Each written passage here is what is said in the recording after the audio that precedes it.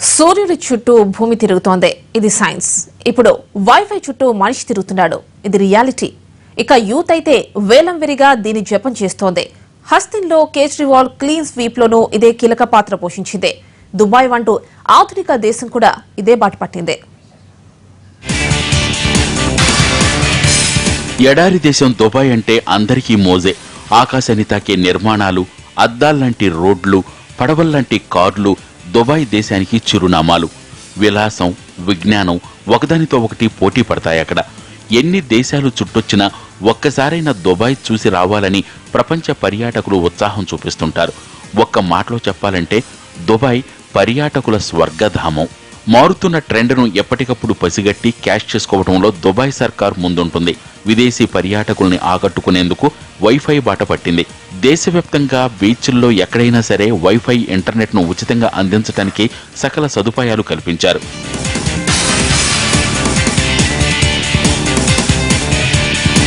Dubai municipality ఈ సరికొత్త ప్లాన్ను అమల్లోకి తెచ్చింది. ఇందుకోసం అక్కడున్న భౌగోళిక పరిస్థితుల్ని అనుకూలంగా మార్చుకుంది.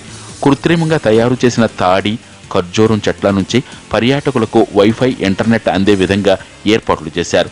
దీంతో పాటు స్మార్ట్ ఫోన్లు, ట్యాబ్లెట్లు ఛార్జింగ్ చేసుకోవడానికి ఛార్జింగ్ పాయింట్లు అమర్చారు. పనిలో పనిగా వాతావరణ మార్పులపై ఎప్పటికప్పుడు పర్యాటకులకు తాజా సమాచారం అందించే ఏర్పాట్లను కూడా చేసింది. బీచ్ల్లో కాలక్షేపం చేసేవారికి ప్రకృతి విపత్తుల నుంచి తమను తాము రక్షించుకునే పరిజ్ఞానాన్ని సిద్ధం చేసింది. వాతావరణం అనుకూలించని సమయంలో చెట్లకు అమర్చిన లౌడ్ స్పీకర్లు ప్రజల్ని అప్రమత్తం చేస్తాయి. ఈ సరికొత్త టెక్నాలజీకి విద్యుత్ సమస్యను కూడా అధిగమించే ఏర్పాటు చేశారు అధికారులు. దీనికి కావలసినంత విద్యుత్ సోలార్ ద్వారానే సమకూరుతుంది.